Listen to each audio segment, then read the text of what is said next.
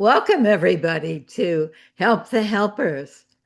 And we're going to be having a wonderful discussion this morning that Pauline Dolan is going to lead us in. And this was emerged for Pauline as something very important for us to talk about, this kind of edge of spirituality. And she's put together an approach for us. And I'm very, very much looking forward to this. So, Pauline, without any further introduction, which we could do a very long introduction of you, let's begin. So we have lots of time for discussion. That's great. Thanks, Lynn. Yeah. Yeah, it would have suited me to have lots of long introduction and less time to speak. Oh, Well, we yeah. could have everybody in the group introduce you. Yes, yes. But it's not about me. I suppose that's the most important thing. Um, so I'm going to really maybe model what I always do with clients is like I'm going to bring myself back to myself and invite ye to bring yourselves back to ye. And that's your individual spacious present. That's a good start because then now we're really connected to what's important. And that's the moment. So even though I called it the spacious present, a humanistic vision, getting our story straight. Um, when I read that this morning, I said, well, what did I mean by that? Because there's so many different threads going on in my head and say, well, that's what a story is like. It's weaving different parts, and the stories that I've got as a story of origin and the story that I've got as a therapist or as an Irish person or as a woman or as whatever it is, as a daughter, a sister, a wife, and a mom. So I'm wife to Tom Little, daughter to Michael and Mary Dolan, and mom to David and Oisin Little. So that's me. And in some ways, I'm bringing myself here more than I have ever brought myself because I'm making it personal. I'm telling my story as well. And that brings, I don't know if it brings more attention to me, but it makes me feel more real or more present, than who I might be if I was just, well, I am a little bit waffling because I'm nervous, but I'm still coming back into a sense of myself. So the spacious present is what kind of prompted me in this and saying, well, what do I mean by that? And what has emerged for me is that there's seems to be a new story emerging around how we can um, lead ourselves from whatever it is that needs our attention. So lead ourselves into whatever needs or has captured our attention, or how we've become stuck or paralyzed in fear or identified with a part. So, and Weiser Cornell talked about partial selves, and Barbara McGavin, but there are others as well using that language now, especially the internal family systems, the IFS. And I have been listening, sort of like it's getting stronger that we can go into those places, and those places know more about us than we know about ourselves. So it's like that there is something new emerging about psychology and humanistic vision. So is it a vision? So that's again more of the storytelling. A vision is something that we see like uh, towards the future. And I think that it was certainly Carl Rogers that had a vision for the human potential. And by staying present and reflecting back to the individual, they then became present, or they became aware of themselves. And I think it's the idea that it became with some elements like unconditional positive regard and congruence. Well, radical gentleness, I've heard it called as well. They're the qualities that with those qualities, people get a sense of their orientation. They become aware, or we become aware of ourselves. So whether it's theory or not, or whether it's storytelling or not, it's really about the experience for me. It's like, what can I trust in myself? What part of myself can I trust? Or what can I trust in myself? And with for today's meeting, it's kind of like really experiencing that. And I think that's where Jenlyn really does us some service, or brings us back to something that he's excited about. And I love what he said about, if it's in the library, we don't need it. If it's in the library, we don't need it. So even though he wrote a lot and left us a lot of maps, I think that he certainly was interested in the individual, and in the individual in the moment.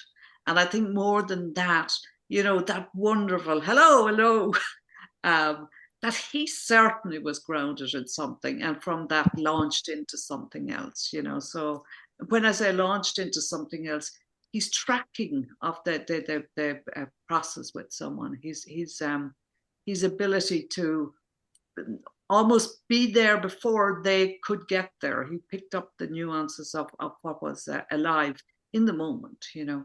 So I'm going to maybe just even already just maybe pause for that, create a pause.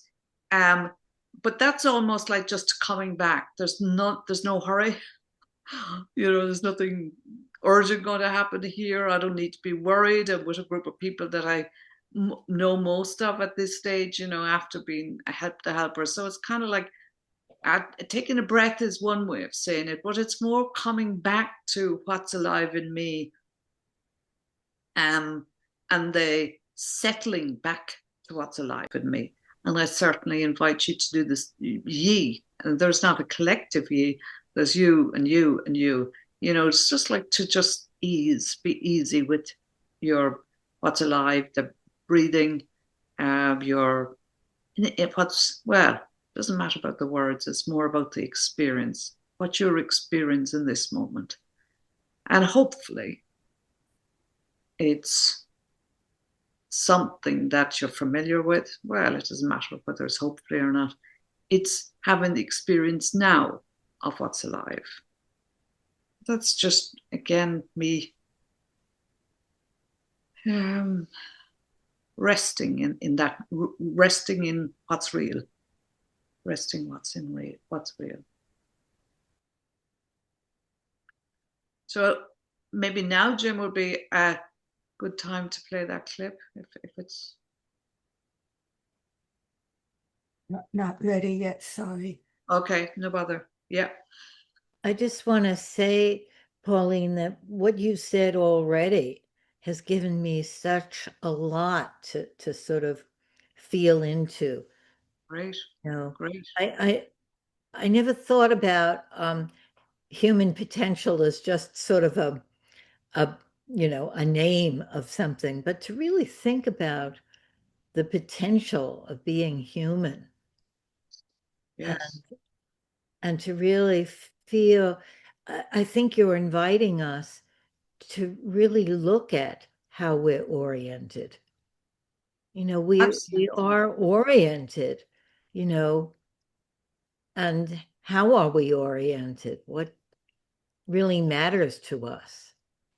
That's just it. All the words take on an extra dimension, Lynn. The human Yes, potential to make decisions and choices, and to right. kick against. Okay, Pauline, whenever you're ready. Great, I'm ready. Yeah, it's very Simply quick. allow the witness to arise. I think And notice that I think it's not the full screen there. I see just the eyes of simply allow the witness to arise. And notice that it is arising in an even bigger, vaster, clearer, more open spaciousness. The witness is just one of the many other items arising in the vast spaciousness of unity consciousness. Allow whatever wants to arise in this vast spaciousness to arise. If pain wants to arise in this vast spaciousness, let it. If the ego contraction wants to arise in this vast spaciousness, let it. If suffering wants to arise in this vast spaciousness, let it.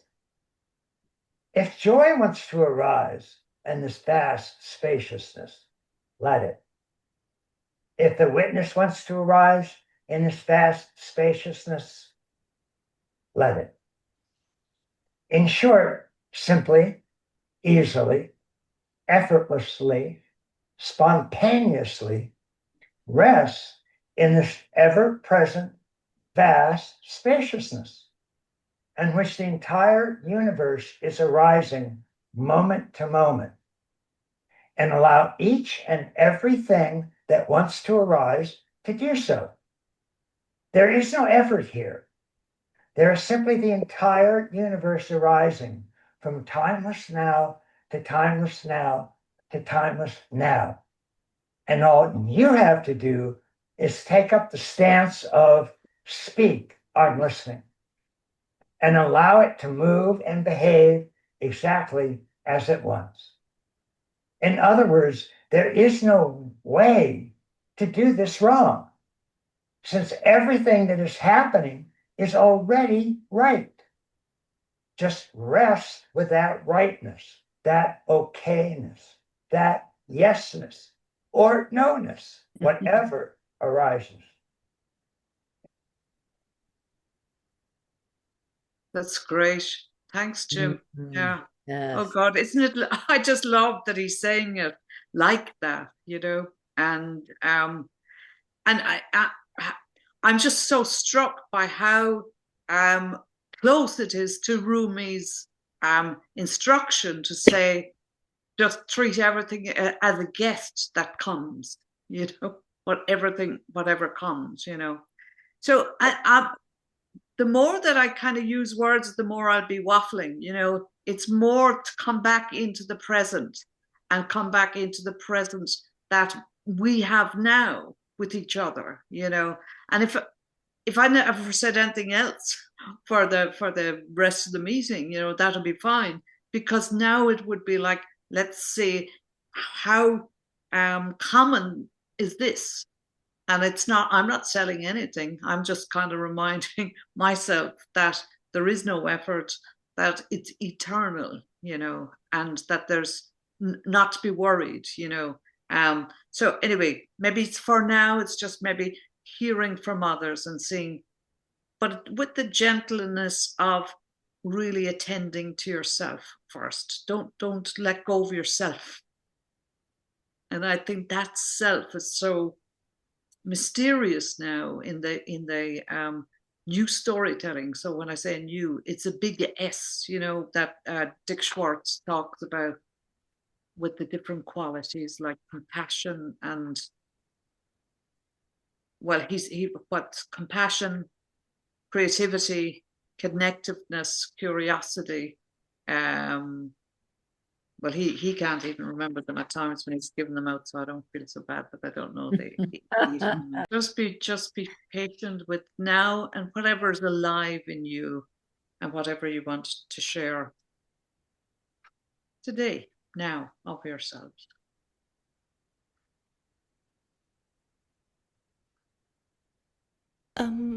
I'm realizing that every word that comes to mind that I want to say out loud has to do with the process of really receiving what I just received. And there's so much resonance, because when I stop to view life from the inside or from the outside, I kind of see it this way, and very often is very disoriented, like if I have to do extremely concrete things that require certain amount of effort, that requires communication with other people. These days, communication with automated systems is like, it's so easy to just go away from this frame of mind. But what I'm really in touch with right now is just the pleasure and the recognition that what I have been receiving until now in this meeting is just completely coherent, is resonating a lot, and it makes me very happy to remember and to be in this soup. And so hopefully, yeah, just that. Oh, But thank you, Margot. yeah. And I'm just so glad that you're really resonating with something that's alive in you. I mean, that's lovely, and it sounds like it's nourishing you. So that's a job done in terms of like reminding of the resonance of ourselves. That's how easy it is to come back to a solidified one or something. So anyway, thank you, Margot. Yeah, but sometimes you hear words that put you even more in tune with how you live in the world. So that too.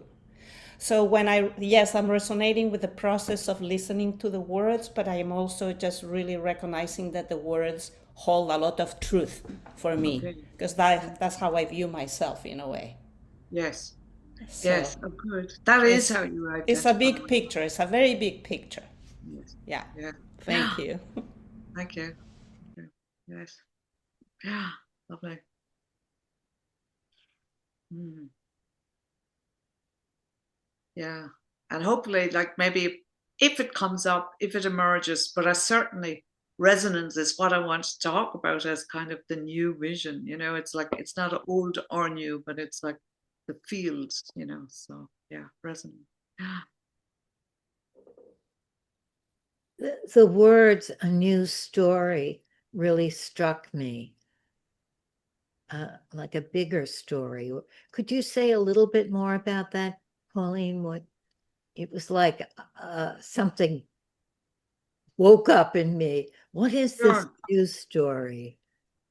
Well, that's what I had been sort of pushing myself to understand, you know, all along. What's the new story? What's the old story? Joseph Campbell talks about new myths, you know.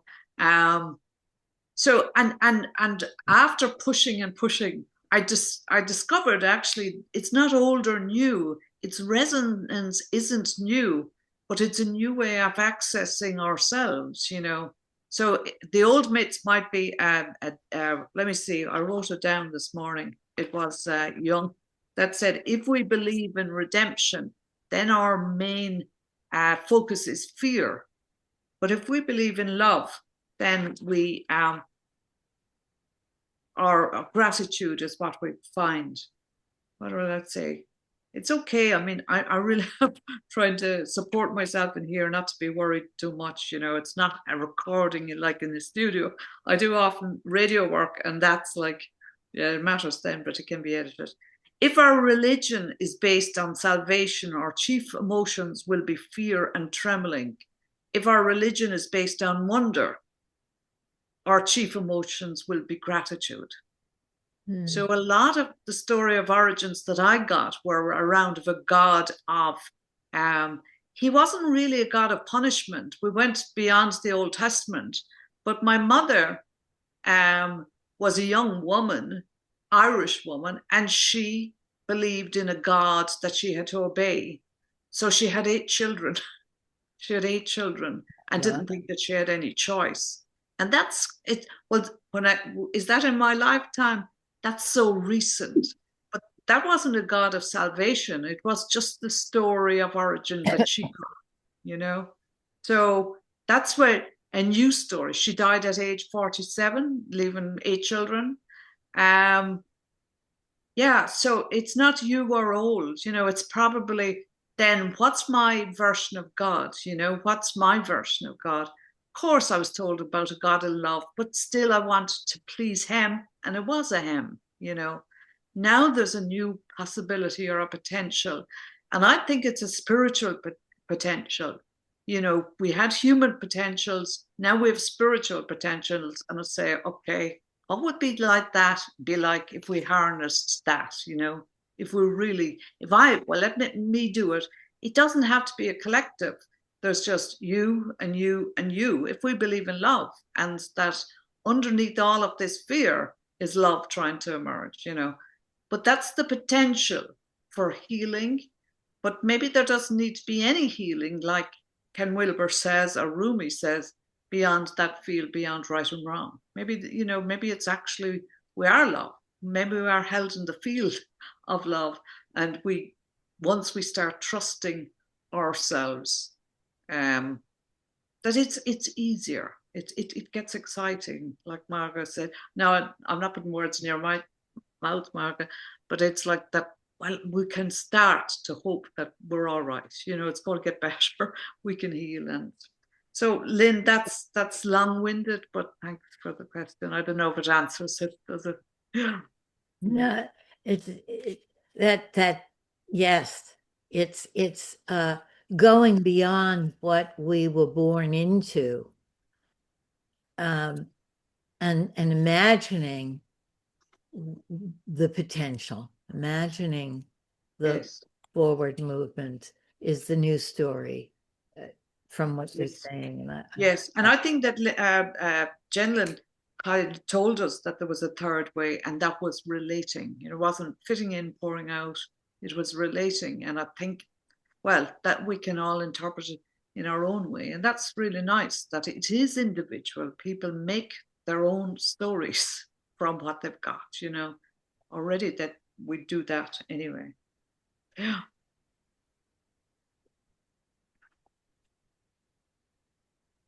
So if anyone else really wants to kind of really come back to themselves and see if there's anything alive in them that they want to sort of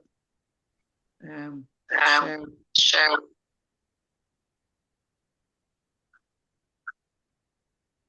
Hi, Alistair. Hi. Were you saying something? Yes. You might be muted. We can't hear you. We don't really hear you, Alistair. Well, maybe later on we can come back to Alistair. And I'm not even certain that you wanted to say something either. I'd like to say something about, or I'd like to hear you again say that quote about if you lead from salvation, you'll come from a place of fear. I don't know if I'm putting two quotes together, but I'm just thinking about that a lot. It goes through to a deep place. I don't know if I could really put words to it. It's something about, you know, growing up in such a religious atmosphere where you always have to be saved. Then there's really the underlying message. There's something really damaged about you. Yes. And yes. I really want to think on that one. Just has a lot of meaning, personal meaning for me. Because even as a young child, I felt something was off about this type of thinking.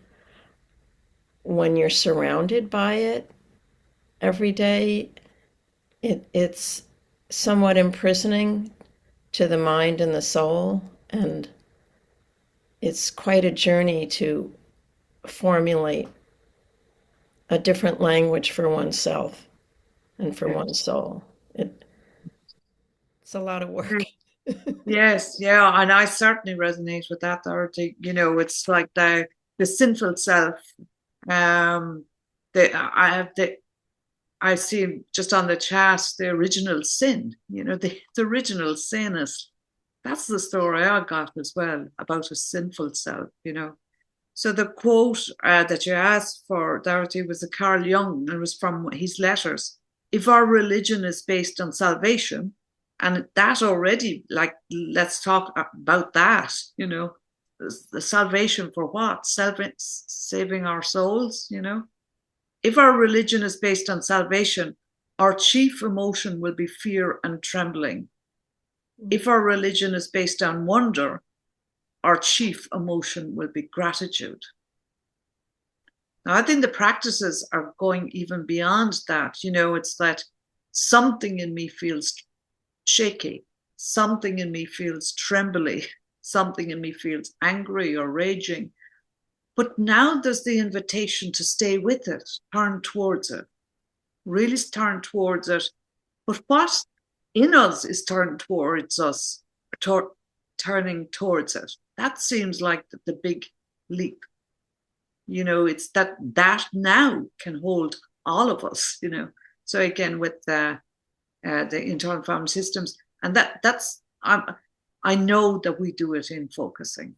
So kind of like I'm not selling any one brand or any one tradition in some way. That quote that I sent to Dorothy, that the rabbi sent to Jean, he was saying the same thing. So we maybe have that at the end. It can be, he said to Pete and Ed, we guys call it grace. It's like but I think it's a presence and a felt sense of turning towards what in us is maybe believing very limiting things about themselves or itself. So yeah.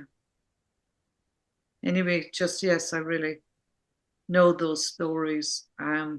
Growing up with, it was almost like that the adults were always afraid you'd say the wrong thing, or don't Jesus, don't make a show of us. They were always fearful and needing to, and I suppose that's where the beginning of the internalized critical parent would come from as well, isn't it? Being afraid to be spontaneous.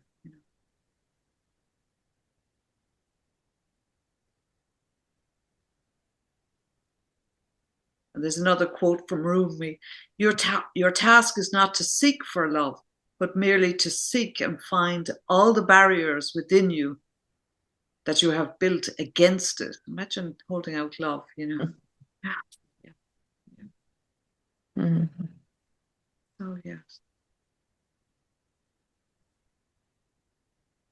I'm struggling with something here. I'm not sure what it is, but in this group, I can try it out. I grew up in a family that was sort of a religious Protestant, but then my father was saved by Billy Graham on the radio, so my mother was very skeptical, and my father was sort of embarrassed that he so deeply needed a spiritual path and so deeply needed to be saved. And saved, I think, for my father was that he felt that there was something very wrong with him, and that he could hardly believe the good news that he could be acceptable anyway. And so I grew up with these two parents, and my mother, the intellectual skeptic, and my father, who was, very, very touched and brought me to church. And there's something in me that is always seeking my whole life. What do these religious stories, this ancient traditions, what are they really saying about our human experience? And I think for me, it's both wonder that makes me grateful and awake and and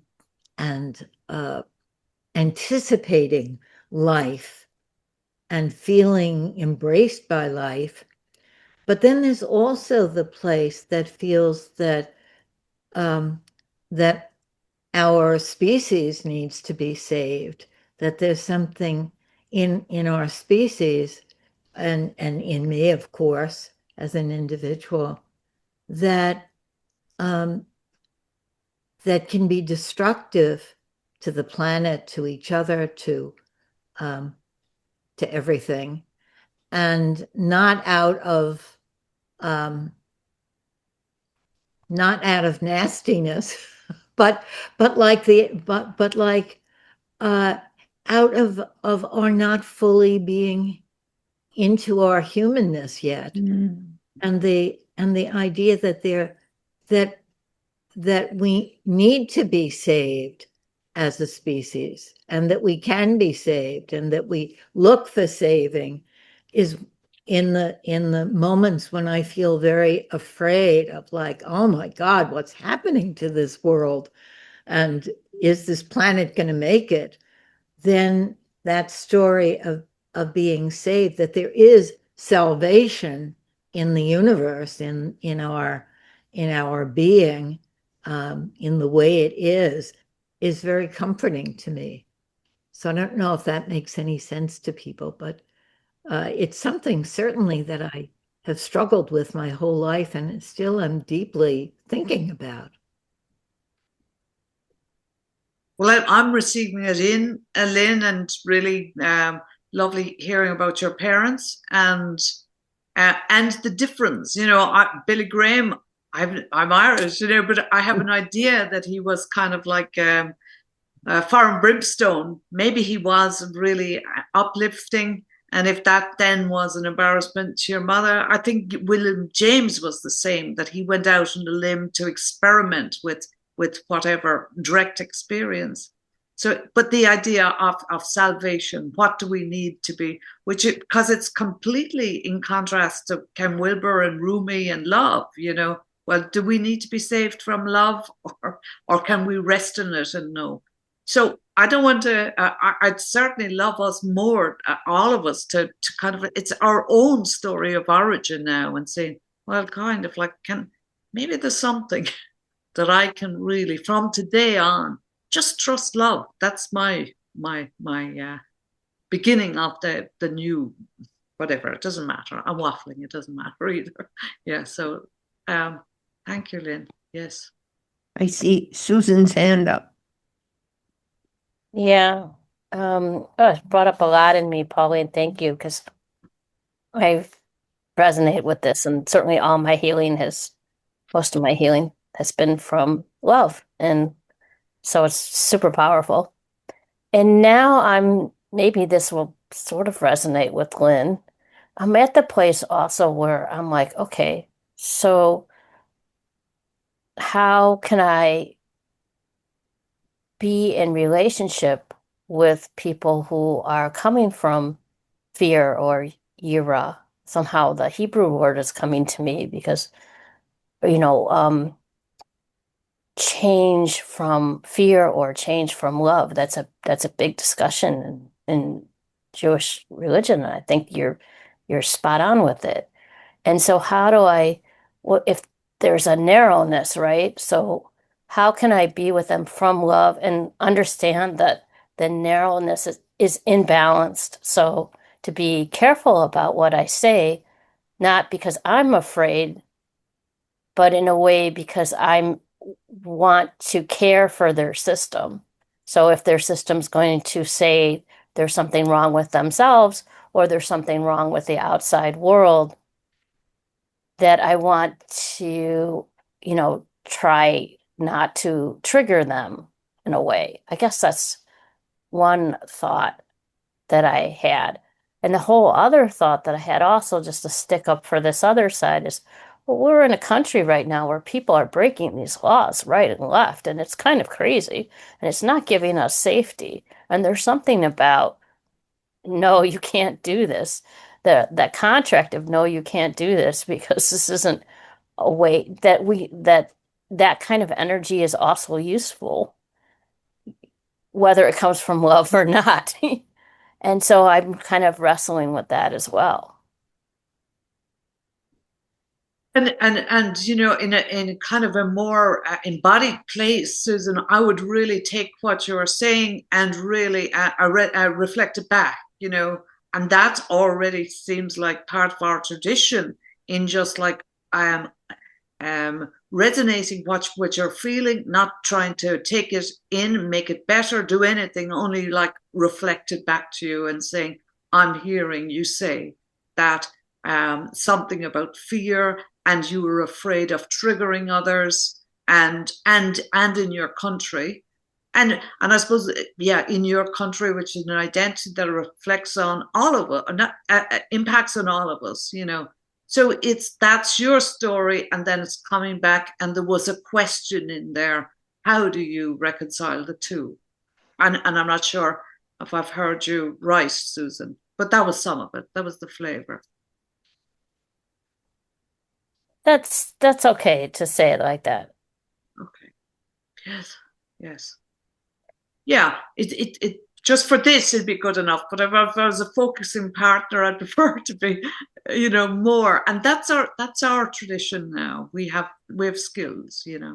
Well, yeah, but I guess I was, yeah. So you reflected it back, but then there's more from you. I guess I'd like to hear, or anybody else that wants to say more on it. Yes, I would like to Could you hear just, others. could you say, could you find what that edge that you would want to hear more? There's an edge there also about um, needing the love place, but also kind of respecting the you can't do this, and that being more of a political, especially United States thing, and wanting to stand for both. But there was an edge there that you wanted. Yeah, that's one. I agree. That's one for the political, and I think that there's another for the competing, maybe the competing, coming from love and yet being in relationship with people who have who are whose majority is not coming from that place. So they're going to come from kind of narrow where something could trigger them, and then they're off to something's wrong with me and completely triggered, or something's wrong with the outside world and completely triggered. And trying to be very respectful and in relationship with this uh modeling of coming from fear, coming from Yira, and and how people what is what is good to relate to them from their place. Yeah, very difficult. Does that even make any sense? Yeah, well, I'm certainly receiving it as a question, Susan, and I suppose I don't have a quick answer, but I don't need to, because once it's in relationship, then it's actual, So we're in relationship now as much as we can, Susan. So it's bringing it back the whole time. Well, what's that like in you? Without it being therapy, but it doesn't matter. It's love or fear. It's the qualities. It's the essences. I don't have to have an answer, thankfully. So it's what's it feel like, what's going on, and that's where our skill as focusers really become part of the solution, I think. Do you know, whoopsie, can I add something? Yes. What was I gonna say? They seem sometimes the way we're talking about it like opposites, Yes. but yet I'm thinking they're really, in my experience, not. They're so close. Yeah. Like fear can turn just a little bit, and then there can be some love, what we call love, wanting more closeness and feeling like not afraid. It it's so changeable, or like the weather, or like mist, just that feeling for myself, because I think I live in fear, what we call fear, like, oh, is it going to be this, or am I going to, make this mistake? It's a sort of orientation that I think I've had my whole life. And yet the other can penetrate in there, the wonder, or I was just thinking of how I love looking out my window. I have this tree that I see now, and I used to not see it.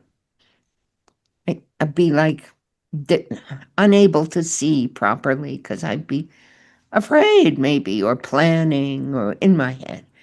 But that to see it changes, can change that little emotion of, oh, what do I have to do today? To, oh, Yeah. I guess And I'm trying to express something of the interpenetration. Well, I was certainly sparked by that. That was pretty awesome, Susan, and thank you. 'Cause Yes. I was sparked by that to the embracing of fear. And Yeah. that's what I was like, let's hold it all. Let's say yes to it. Yeah. And when we do that, like when I do that for even for the other person, I'm like, okay, so I've done that for you, then it's a little bit easier for me to maneuver with them, whether I'm going to do something that will trigger them or not. It's a little bit easier for me to say, okay, well, here's the boundary and here's what I'm going to do for you and here's what I'm not going to do for you. Yeah. It's good. That's really good. But to hold all the fear or all the fear in their system and in my system as well, Pauline, as you mentioned, and to embrace that and go, yeah, that's fine. That's life force. And I can move forward with the life force of that. Yeah, and Susan, I just wanted to add to that what I received from you is a very strong presence, and sometimes a receptive presence is all the world wants from us. Sometimes you can intervene, and sometimes if you intervene, things may get worse. And yes, knowing that nature is on our side, for me, is always, it changes the view. But sometimes the view is so ugly that not even a tree will change it, which means that I'm closed off to certain things. But I can always kind of rest. Well, not always, but there is always the possibility of resting in being a presence, which I'm sure Eugene felt when he needed to escape that country. That he was being a presence, a receptive presence to everything that was happening around him. And this was feeding him about his own actions, but it was also avoiding maybe conflict with the picture, which sometimes can be dangerous to the integrity of our own body, which is the only perceptive tool that we have. So just to illuminate that for a moment, yeah. Thank you for the sharing. And thank you. And I think it's in this storytelling or relating to each other, from what's alive now. I remember hearing that Jenlyn wanted to know, how did his father know what to when he was escaping? So it's that inner knowing, that, once I turned towards it, and it's like, maybe there's something in me that knows more than me. and that's the beginning of the love. Again, trusting the love. Inka, I think I've pronounced it right. You have written something in the messages or the chat. I don't know whether you want to share it or but it was around. It was lovely how we talk to children differently.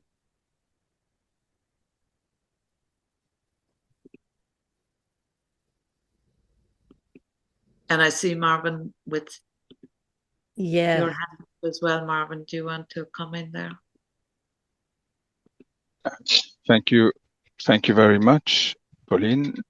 I would like to say, what I'm hearing. I love what I'm hearing. I really love. Very strange, because I can't put a word or words on what I'm hearing. At least I cannot yet put words, but it's like, okay, there's something happening. And if I had to go back to the video, when it say what arises, anything that arises, what came to my mind is, oh, this is also me. So during the video, a few thoughts came to my mind, some kind of imaginary picture also came to my mind. And there was something, oh, this is also me. And when I hear talking about emotions like fear, it's like the same applies. Oh, it's also me. Mm-hmm. And what I would be prudent with is the word effortless. Yes. It means sometimes maybe because during the video I had even a glimpse of a second, some kind of effort to make, and that was also me. It's okay, and because I don't know what really is meant by effortless in the video. Even though we all have an idea what it is, but is it effortless in the sense afterwards it's effortless, so that we don't even realize the effort we've made? Like Is if it the effort we've effortless made, now, Marvin? Is it effortless now? Because I heard you going from, I don't know, I love this feeling. And it feels like, to me, it's effortless. You're finding the words and making meaning. exact. Is it? Yes. It becomes as if the effort, what we say, it's worth the effort, so that the Yes. effort doesn't look like an effort, even though it is, but it doesn't feel like an effort, but it is indeed. But the result is so wow, oh, so we just forget about the effort. So yeah, that's what I wanted to share. Mm-hmm. Thank you. Thank you. I love the part, Marvin, where you were saying the fear, yes, that's also me. That we don't have to say I'm for love and not for fear, but that we can embrace the fear also. That's also our human being. Isn't that a loving gesture to embrace whatever is there? I mean, whatever loving is, but a friendly gesture to so embracing fear which is kind of, to me, narrowing. Fear feels cold and narrowing, and the saying that's all thought, that's me, feels like the opposite, or opening. And It's that word Pauline used, relationship. yeah. And as if it's difficult to say. Someone like says, someone would say, "I am." In the video, it says, the witness. Yeah, I talked about the witness. So, are we the witness? Are we the one being witnessed? Are we the whole thing? It's difficult to say, but I don't want to say more because these are just a way of saying things. It's not meant to be answered. It's a way of expressing. Yes, but it's kind of relationship with whatever manifest is also as if we are manifesting inside. Yes. I don't know how to say it differently. That feels like the lack of effort, Marvin, so it's almost, when I come back into myself again, it's almost not even efforting to think what you're thinking or saying, so that there might be a different sort of a relationship to words. But just right in the moment, it's been easy, and letting it be easy and letting us all be easy here, you know. And it's not actually governing that, but I think it's that felt sense of ease that will support individuals' expression when or if they want to put words on something. Let's find it foremost in ourselves, as love is an abundant, infinite availability, anyway, energy source. Love can be found through dance, art, gardening, meditation, conversation with others in our environment, with the endless power of creation. And as we're talking, I see Sophie working with paints or whatever. And it's like, if we're easy with ourselves, even in this group, it's like maybe we can actually grow in confidence to knowing that we are enough just right now in this moment. That's what I'd like around a kind of a new vision, you know, being able to see without words, actually, you know, that would suit me fine. But yet being easily able to find words as well, because it's language. So it's just really, again, enjoying and inviting individuals to come back to themselves and rest on whether it's irritation or it's like, oh my God, is she going to shut up? Or whatever is alive in you in this moment, you know, that you receive that and let that be easy. Let that be easy. I wonder if that's a wonderful invitation for us to be in breakout rooms and go from there and talk about, well, what does it mean to each of us to receive everything that comes in this spacious presence, and to receive all the things that come for other people with a spacious presence, and say, well, what is this, rather than ooh, I don't like this. I always love Jean's thing of ooh, and then oh, that's me too. I can see that in myself too. I think that's a very good idea, Lynn, because while the group is one resonance, you know, when we go into breakout rooms, that's another resonance, and it might be easier to kind of easy, hard, whatever's really there. So breakout rooms, is that something that we'll go for? Like, that's part of our tradition as well. Yeah. So shall we come back at 9:30 New York time? Give us about 15 minutes. Anybody who doesn't want to be in a breakout room, you're going to be assigned to one anyway. But nobody's going to force you to join it. So don't. If you don't want to.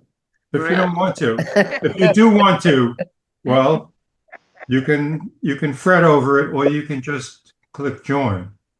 That's great, Jim. Yeah, I mean, you have choice, in other words. So I'm kind of wondering if individuals want to bring back what's alive in them now, and really, it's not to fill up space. I think it's more to create the space so it will hold you as an individual, you know, that will support you in finding. I've just pulled a few books off the bookshelf before I came on, and it was Your Mythic Journey, and it's Sam Keen. I mean, there's so many American visionaries. I just love American visionaries. So finding your meaning in your life through writing and storytelling, and there, Carl Jung, Rumi, just on the back page. And then there's the Michael Singer, The Untethered Soul, The Journey Beyond Yourself. I suppose these are just voices out of the ether that I certainly resonate with. And then Jane Roberts, I mean, New York, the God of Jane, and that's her Psychic Manifesto, another New York woman, and certainly she died in 1983, or 1984. Dreams, Evolution, and Value Fulfillment. So that's Jane Roberts, the Goddard Jane. But it's not that I'm recommending the books. It's more that these people already have found their selves in a new identity. So there's lots of examples. It's not old or new.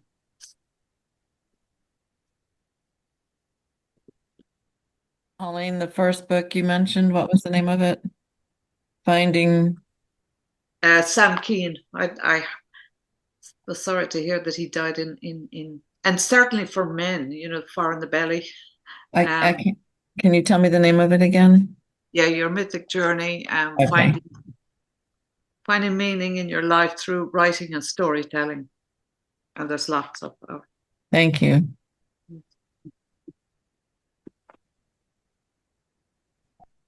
So what happened in your breakout rooms?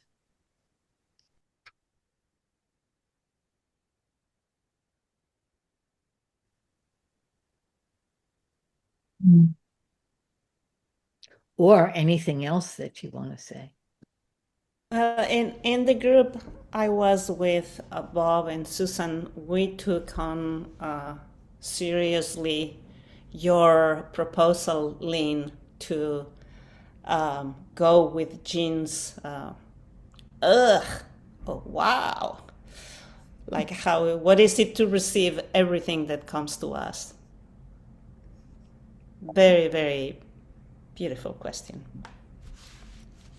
That a little bit ended in a questioning, from where are we receiving? Who are we? From where are we receiving what comes in us? What a big question. Like, that's the biggest question. And what followed was, what stories do we have about ourselves when there is a ach, or what other different stories do we have about ourselves when there's a wow? Yes, yes, yes. Oh, I really resonate with that.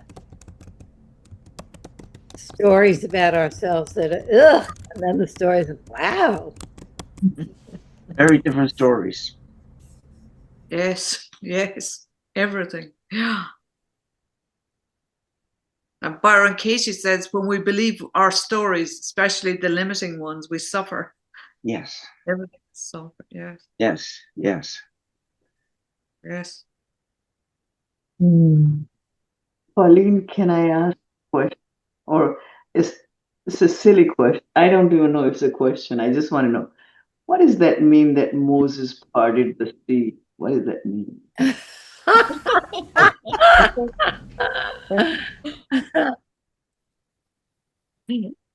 I don't know. Maybe he was just having a good day, Sashi. What does it mean to you? What does it mean to you? I don't know. I feel like we are all in the sea and we're trying to part and kind of walk our way through, but I've part of the sea. I don't know what that means. I don't, I haven't. What does that mean?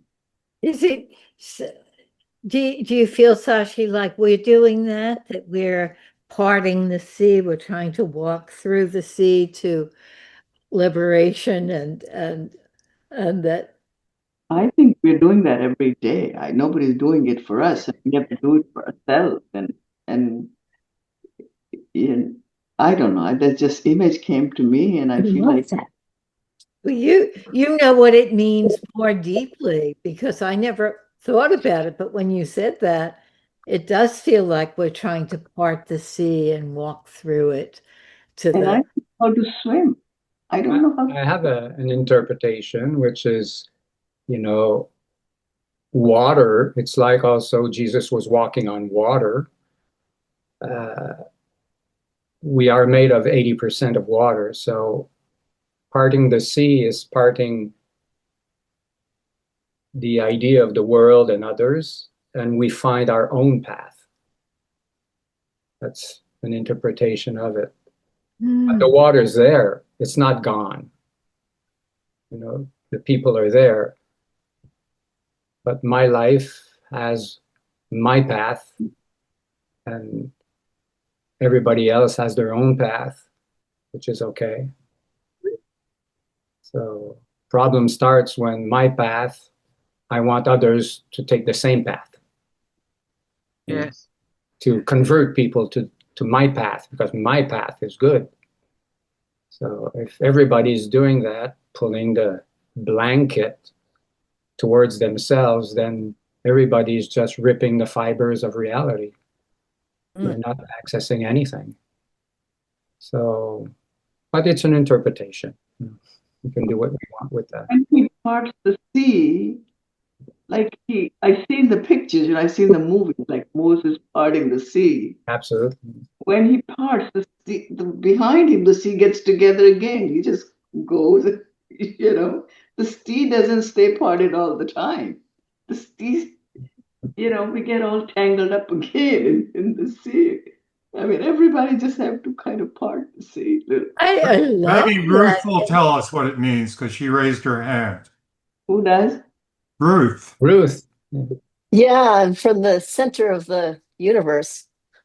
I say this very, very tongue-in-cheek, Jim, but I have no idea. But I love that you asked that question. I loved it. And I'll tell you what came for me. What came for me is that, and I shared this in the breakout, is that it feels to me as though life is a constant, in a way, needing to notice what's there, but in a way to you're doing your thing and you're lost in the moment, or you're lost 1,000 miles from the moment, and then you come back to what's there, what's really true. And I like that image of you parting the metaphorical sea for what's there. And I can, being a Jew and having heard classes on all of this stuff, there's an interpretation of the thing of what happened. But to me, I think it's much more helpful for what it is for each of us, what comes inside of us when we hear that parting the sea. And it can be something that happens like all day, every day.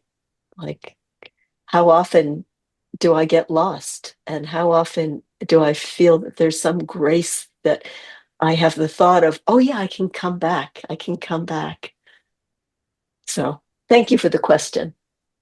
It's sort of like focusing is a parting of the sea, right? Making a space. Absolutely. Well, but there's that step of deciding you're going to make the space, and of allowing ourselves to be vulnerable when we do make the space, because there's focusing and there's so many levels at which we can notice what's there and allow what's there, accept whatever it is, even if it's not PC or whatever, or it might make us feel ashamed to say it out loud, but just, oh, that's all of it. So it's parting the sea, finding our path, but allowing getting wet. Well, here's the thing that I want to know. What about drowning all the Egyptians in the sea? That's I did not mention that. Yes, that's why I'm mentioning it, because it was sounding too beautiful and I was worried. Well, that's why we're not supposed to celebrate, because we're God's creatures are dying at the same time that other creatures are supposedly living, but don't know what to do with it. They were only the ones in hot pursuit. It's not all of them. So were they Egyptian? Was the word standing for ignorance?